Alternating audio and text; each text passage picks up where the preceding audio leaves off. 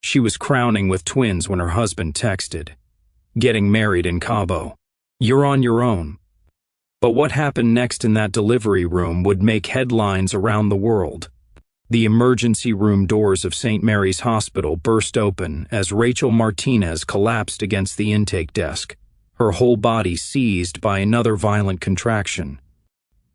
32 weeks pregnant with twins, she could barely stand, her wedding ring catching the harsh hospital lights, a 3-carat lie from the man who should have been holding her hand right now. "Please," she gasped, her voice breaking as she gripped the counter, knuckles white with pain. "The babies, they're coming now."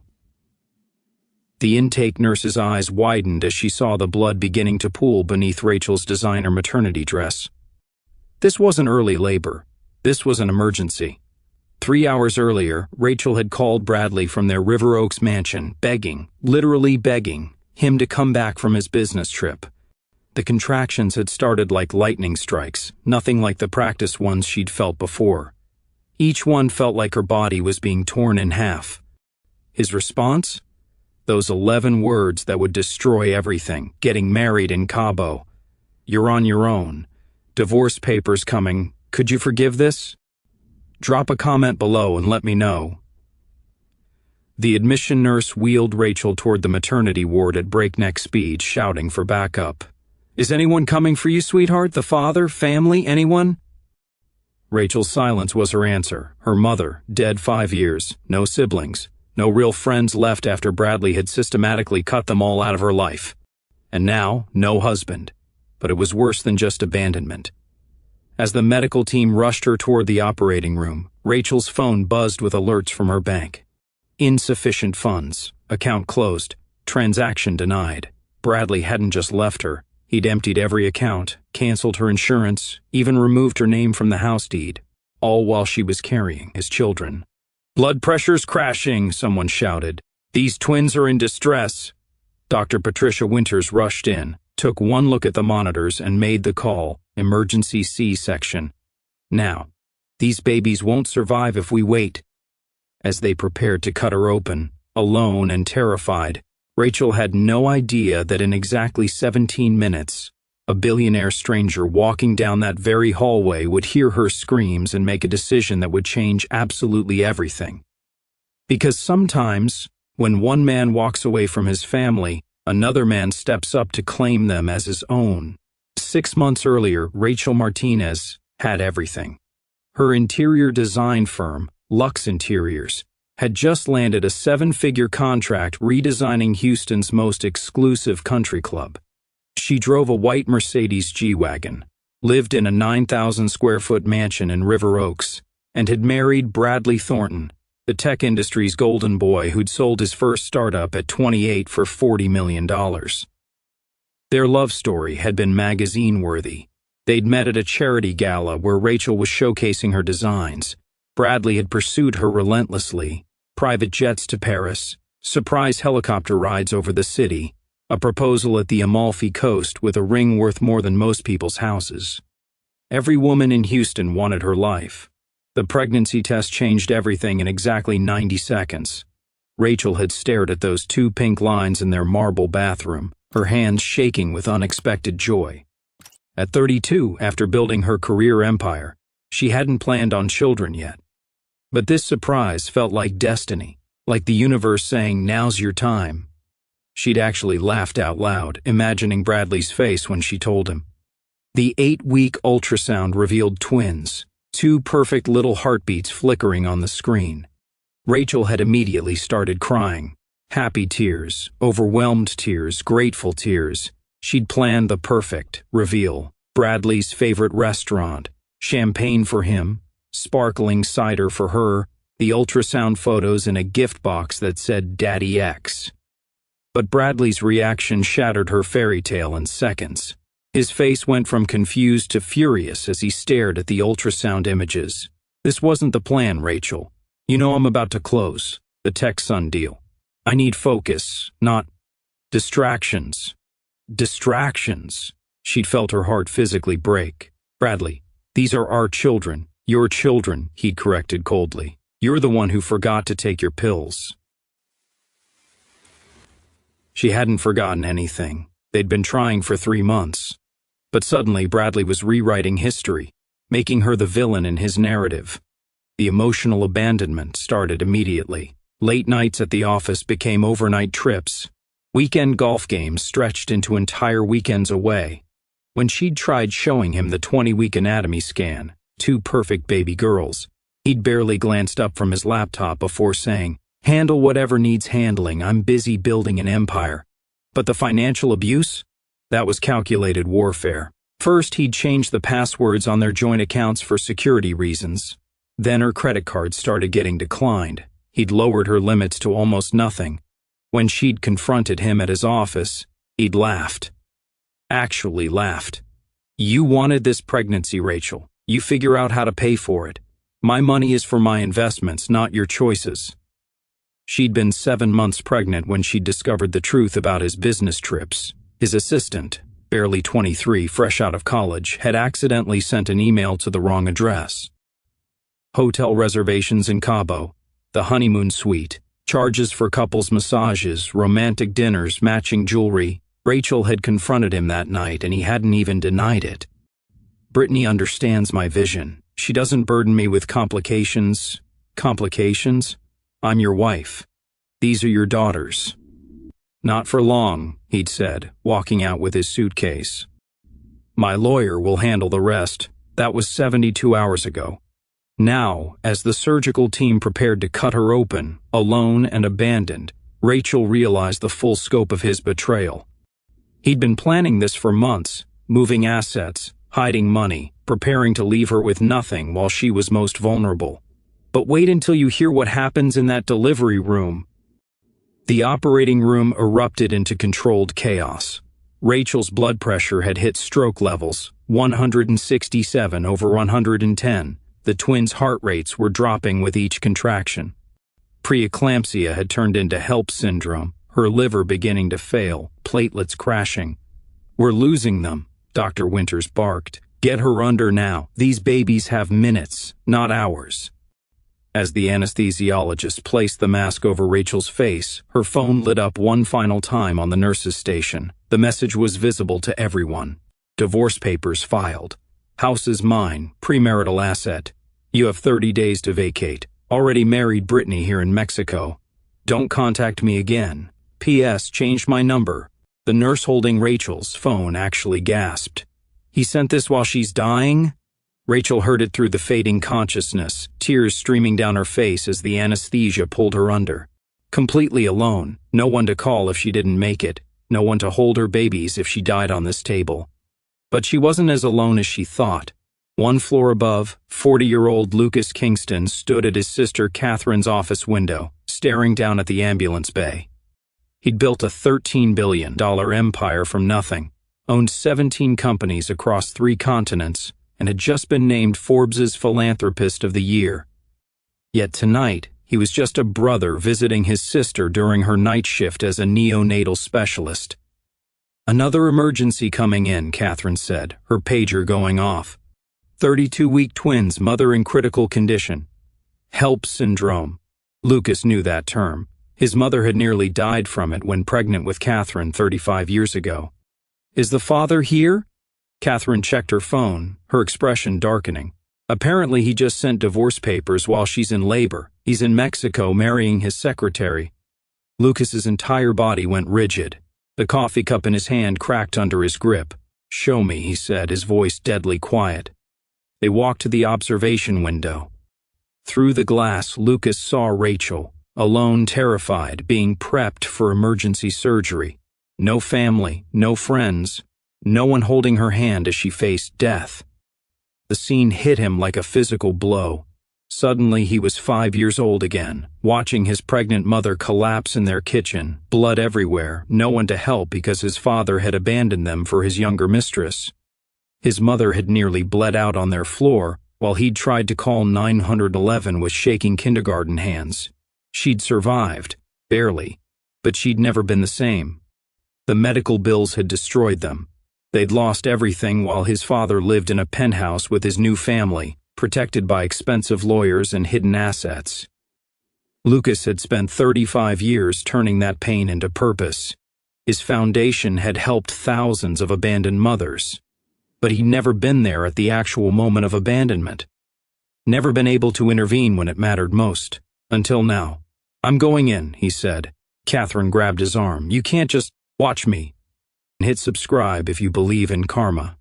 Because Lucas Kingston was about to prove that sometimes karma wears a $10,000 suit and shows up exactly when needed. The surgery lasted 43 minutes that felt like 43 hours. Baby A came first, 3 pounds 2 ounces, screaming. The sound of that tiny cry filled the OR with relief. They'd name her Aurora later, but right now she was just alive, pink, and fighting. Baby B wasn't as lucky. 2 pounds 14 ounces, blue-tinged and silent. The resuscitation team descended immediately, working with practiced precision while the surgeons fought to stop Rachel's hemorrhaging. Lucas Kingston watched everything from the observation deck, his phone already in motion. First call, his personal lawyer. "I need you here now. St. Mary's Hospital. Bring the family law team." Second call, his accountant. "Liquidate whatever you need. I want a blank check ready." Third call, Houston's premier postpartum doula service. "Your best team, starting immediately. Triple your usual rate." Catherine grabbed his shoulder. "What are you doing?" "What someone should have done for our mother," he replied, never taking his eyes off Rachel's still form. The smaller twin finally cried, weak but there. Both babies were rushed to the NICU while the surgeons worked to save their mother. Lucas followed, making his decision with each step. He would stay. Rachel woke to rhythmic beeping and pain medication fog. The first thing she saw wasn't a nurse or an empty chair where Bradley should have been. It was a stranger, an impossibly well-dressed man with gray eyes that held something she couldn't quite identify. "Your daughters are beautiful," he said softly, as if they'd known each other forever. 3 pounds 2 ounces, and 2 pounds 14 ounces. They're in the NICU, but they're fighters. Breathing on their own now. Rachel blinked, trying to process. The drugs made everything feel surreal. Who are you?" "Someone who understands what it's like to be abandoned," Lucas replied simply. "And someone who believes no woman should go through what you're going through alone." "I don't." "Bradley? Where's—" "In Mexico," Lucas said gently, "with his new wife. But that's not important right now. What's important is that your daughters need you strong, and you need support. I've arranged for help."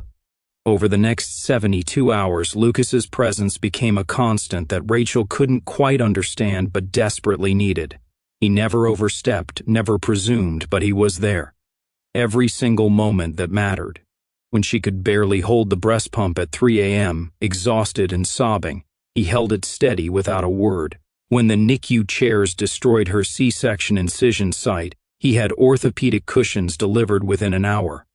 When hospital food made her nauseous, he brought homemade soup from his personal chef, nothing fancy, just chicken and rice, exactly what she could stomach. He learned the nurses' names, memorized both babies' feeding schedules, and somehow materialized with her favorite coffee every morning at 6:30 sharp. "Why?" Rachel finally asked on day 4, watching him cradle Aurora while she fed the smaller twin, now named Celeste. The baby was so tiny in her arms, barely the weight of a bag of flour, skin still translucent enough to see veins underneath. Lucas's voice carried decades of buried pain. "My mother was 22, 7 months pregnant with my sister. My father left her for his secretary, drained their accounts, disappeared. She nearly died delivering Catherine alone. I was 5, watching her bleed on our kitchen floor, trying to call for help." He adjusted Aurora gently, the 3-pound baby looking even tinier in his large hands. "I swore if I ever had the power to prevent another woman from suffering that way, I would—" Rachel studied him, really studied him. She'd Googled him, of course. Lucas Kingston, tech billionaire, philanthropist, notably single despite being Houston's most eligible bachelor. His foundation had donated hundreds of millions to support single mothers. "I don't need charity," she whispered, though they both knew it wasn't entirely true. Bradley had left her with nothing. "It's not charity," Lucas responded, his eyes meeting hers over the tiny babies between them. "It's justice, and maybe—" He paused, weighing his words. Maybe it's something more. The NICU monitors beeped steadily. Oxygen saturation, heart rates, breathing patterns. A mechanical symphony that had become the soundtrack to something unexpected growing between them. Day 5 changed everything. The Houston Chronicle's morning headline detonated like a bomb. Tech executive abandons wife during high-risk twin birth, marries secretary in Mexico. Someone had leaked the story, complete with screenshots of Bradley's cruel texts, his Cabo wedding photos posted while Rachel was in surgery, and hospital security footage of her arriving alone, hemorrhaging. By noon, Bradley's investors were pulling out. His company's board called an emergency meeting. His social media erupted with thousands of comments calling him a monster.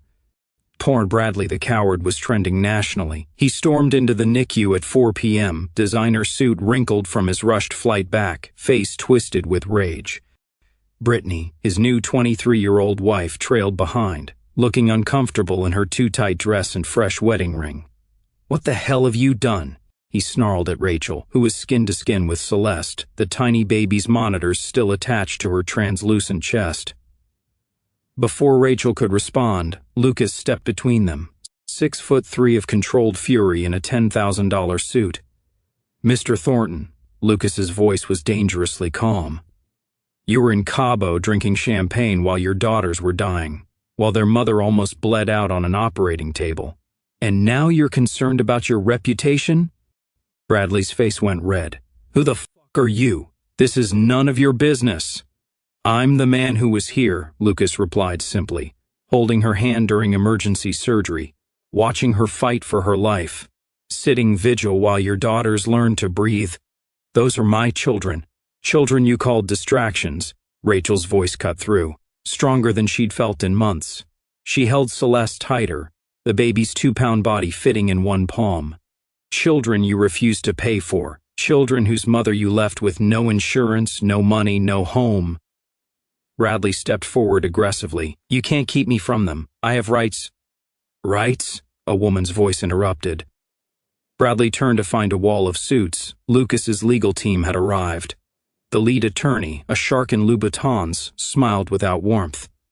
"Mr. Thornton, we have 63 text messages where you explicitly reject these children. Bank records showing you drained joint accounts while your wife was hospitalized. Insurance documents proving you canceled her coverage during a high-risk pregnancy." She pulled out an iPad, swiping through evidence. "Oh, and this is interesting. You transferred 3 properties to offshore accounts last month. The forensic accountants found all 12 of your hidden accounts in the Caymans. That's fraud, Mr. Thornton. Federal fraud." Bradley's new wife gasped, stepping back. "You said you were divorced. You said she was crazy." "The divorce papers were filed during her labor," the attorney continued, "while she was coding on the operating table. A judge will find that particularly cruel." Lucas pulled out his phone, showing Bradley the screen.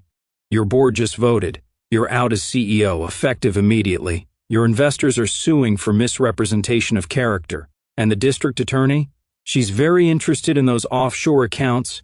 Bradley lunged forward, but hospital security, who'd been standing nearby since Lucas had requested them, immediately intervened. "You think you've won?" Bradley spat at Rachel. "You think this guy gives a shit about you? He's using you for publicity. When the cameras stop rolling, he'll disappear too." Rachel stood slowly, passing Celeste to the NICU nurse. For the first time in months, she felt powerful. "The difference between you and him," she said quietly, "is that he showed up. When it mattered, when there were no cameras, when there was nothing to gain, he showed up." Security escorted Bradley out, his new wife already on her phone with divorce lawyers. But Bradley made one final cruel attempt that would backfire spectacularly. 3 weeks passed in a blur of tiny victories that felt like Olympic gold medals. Aurora hit 4 pounds on a Tuesday morning, and Lucas actually cheered loud enough to wake babies 3 pods over. Celeste finally latched for breastfeeding on day 18, and Rachel sobbed with relief while Lucas held tissues and whispered, "You're doing amazing." Every morning he arrived at 6:30 sharp with her coffee and something else. Fresh flowers, fuzzy socks for the freezing NICU, a phone charger when hers broke. noise-canceling headphones for the constant monitor alarms. He learned both girls' cues. Aurora hated being swaddled too tight. Celeste needed her pacifier at exactly the right angle. He sang to them during blood draws, off-key renditions of Beatles songs that somehow calmed their cries. He celebrated every ounce gained like stock market victories, keeping detailed charts of their progress. When Celeste had a bradycardia episode at 2 a.m., he was there before Rachel even called, having somehow sensed she needed him. "You don't sleep anymore, do you?" Rachel asked one night, finding him reading medical journals about premature infant development. "Sleep is overrated," he replied, but she saw the exhaustion in his eyes, the same exhaustion she carried. They were both running on love and determination. The thing was, Lucas never pushed, never suggested more than friendship, never made her feel like she owed him anything. But something was shifting between them with each passing day, in the way their hands would brush when passing bottles, how they developed a wordless communication over the babies' heads, the way her heart rate spiked when he walked in each morning. On day 21, as they sat watching both girls breathing without oxygen support for the first time, Lucas spoke quietly, "I need to tell you something." Rachel tensed, waiting for the catch the moment he'd reveal his real agenda. "I'm falling in love with them," he said simply, eyes on the twins. Aurora's determination, Celeste's sweet nature, and... He turned to look at her directly. "I'm falling in love with their mother.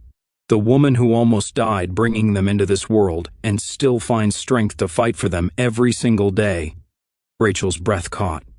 "Lucas, I'm not looking for—" "I know," he interrupted gently. "You're not looking for a replacement father, or a rebound, or a white knight. But what if I want it to be more? What if I want you to be everything? Do you think Lucas is doing this out of guilt, love, or something else? Comment your theory. And don't forget to like this video."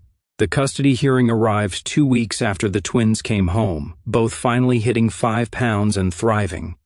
The courthouse was packed with media, Bradley's downfall having become Houston's scandal of the year. Judge Margaret Morrison reviewed the evidence with barely concealed disgust. The abandoned labor, the emptied accounts, the Cabo wedding during emergency surgery, each detail worse than the last. "Mr. Thornton," the judge's voice could have frozen hell. "You abandoned your pregnant wife during a medical emergency that nearly killed her and your daughters. You left her destitute, uninsured, and alone. You showed zero interest in these children until your public humiliation made it advantageous to pretend otherwise." Bradley's lawyer tried arguing stress, claiming the pregnancy was unwanted, that everyone deserved second chances. "Second chances are for people who tried the first time," Judge Morrison cut him off. "Mr. Thornton didn't try. He fled to Mexico to marry his mistress while his children fought for their lives. The ruling was swift and brutal, full custody to Rachel. Supervised visitation for Bradley if requested. Child support set at 40% of his verified income, including the hidden offshore assets.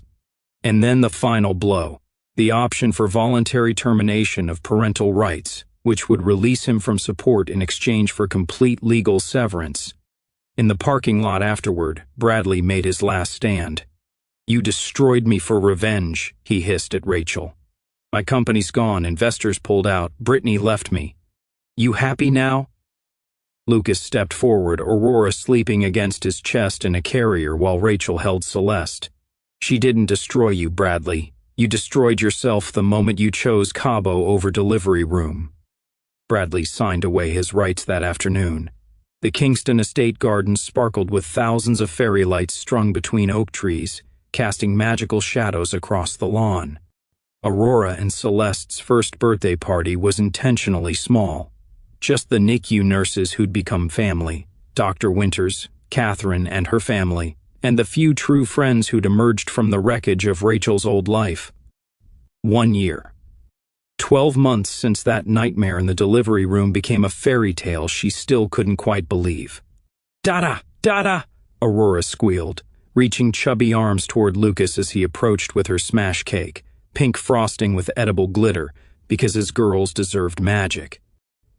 That word, she'd said it first a month ago, and Lucas had literally cried, not gentle tears but full-body sobs while holding this tiny human who'd chosen him as her father. Celeste, quieter but equally attached, clutched Rachel's hair while staring at the cake with huge eyes. She'd said Mama first, but Dada had followed within hours, as if she couldn't let her sister claim him alone. "Can you believe they're one?" Rachel asked Dr. Winters, who was documenting everything with her phone. "Can you believe you're married?" the doctor replied with a knowing smile, gesturing to the elegant diamond band that had joined Rachel's engagement ring 2 weeks ago. The wedding had been perfect in its simplicity. Just them, the twins, Catherine as witness, and a judge at the courthouse. No fanfare, no media, no elaborate production. Just promises made while holding their daughters, Lucas sliding the ring onto her finger while Aurora tried to eat his boutonniere. But the real moment, the one that mattered most, had happened the week before. The adoption finalization. Lucas legally becoming what he'd already been for months. Daddy. The judge had actually gotten emotional, watching this billionaire who could have anyone, choosing a woman with baggage and 2 babies who weren't biologically his. "You know," Catherine said, joining them with champagne, "I've never seen my brother this happy. Not when he made his first billion, not when he got the Forbes cover. This," she gestured to Lucas now on the ground, both twins climbing over him, frosting everywhere. "This is his happiness."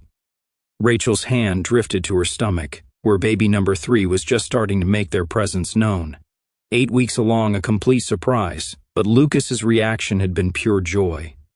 "Another one to love," he'd said simply, already planning nursery expansions. The twins were walking now, toddling really, Aurora always 5 steps ahead, Celeste cautious but determined. They'd gone from 3-pound fighters to chunky-thighed destroyers of everything breakable in the house. Their favorite word besides Dada was no, usually shrieked while doing exactly what they'd been asked not to do. "Daddy, up," Celeste demanded, and Lucas scooped both girls up, one on each hip, their birthday crowns crooked, faces covered in cake. Rachel watched her family, because that's what they were now, not by blood or obligation but by choice. Lucas had chosen them that night in the hospital, kept choosing them through sleepless nights and medical scares and first steps, and they'd chosen him right back. Security after chaos, love after abandonment, a family built not from perfection but from showing up when it mattered most. 5 years later, Lincoln Elementary's auditorium buzzed with excitement for kindergarten graduation. Aurora and Celeste Kingston, identical in tiny caps and gowns but opposite in everything else, searched the crowd for their parents. "Daddy! Mommy!" Aurora shouted, protocol completely forgotten, waving wildly at the second row where Lucas sat with his camera ready, Rachel beside him with 7-month pregnancy glow, and their son James, now 4, bouncing excitedly. In the back corner, hidden in shadows where no one would notice him, stood Bradley Thornton. His empire had crumbled completely. The tech company bankrupt. His young wife gone within 6 months, taking what little remained. The investors he'd betrayed had blacklisted him from every opportunity. He'd returned to Houston 6 months ago, broken, living in a studio apartment, working contract coding jobs for survival. He'd seen the graduation announcement on social media through mutual connections. Some masochistic impulse had driven him here, to witness what he'd thrown away. The twins were radiant, confident, secure, everything children should be when they know they're unconditionally loved. "My daddy's the best," Celeste announced to her teacher, loud enough for everyone to hear. "He reads us stories every night and makes pancakes shaped like butterflies." Lucas Kingston, one of the wealthiest men in Texas, was on his feet cheering louder than anyone when they called Aurora's name, then Celeste's. Recording every second, tears streaming down his face without shame. This man who commanded boardrooms and controlled billions was completely undone by 2 5-year-olds in graduation caps. Bradley watched Rachel too, glowing, successful, her design firm now international. The wedding ring on her finger caught the light. The pregnancy made her radiant. The way Lucas's hand never left hers, how James called the twins his big sisters, how complete they looked. A family. A real family. As they called for final photos, Aurora broke from her class line, running full speed toward Lucas. "Daddy, did you see? I graduated. I saw everything, Princess. I'm so proud of you." Celeste followed, more reserved but equally eager, wrapping herself around Lucas's leg. "Ice cream now?" "Anything for my graduates," he laughed, scooping them both up despite Rachel's gentle protest about his back. Bradley stood frozen, watching the life he could have had. These brilliant, beautiful girls who didn't even know he existed, who called another man daddy with such pure love it physically hurt to witness. Some titles, once abandoned, can't be reclaimed. Some choices, once made, can't be undone. As the Kingston family headed toward the exit, Lucas carrying both twins, Rachel's hand on her belly, James skipping ahead, they passed right by Bradley. The twins looked through him like he was invisible, because to them, he was. He wasn't their father. He was just the stranger who'd left. The best families aren't always the ones you're born into. They're the ones that choose you, fight for you, and never let you stand alone. What would you do if you were Rachel? Or Lucas? Share your thoughts below. Subscribe and hit the bell for more extraordinary stories of betrayal, redemption, and unexpected love. And that wraps up today's story. Now we want to hear from you. Where are you watching from? Drop your city or country in the comments, and let's see how far these stories reach. If this story moved you or gave you chills, give it a like, share, and subscribe for more powerful stories. One last thing, rate the story from 1 to 10 in the comments. Your feedback helps us bring you even better ones next time. Thanks for watching. We appreciate you being part of this storytelling journey.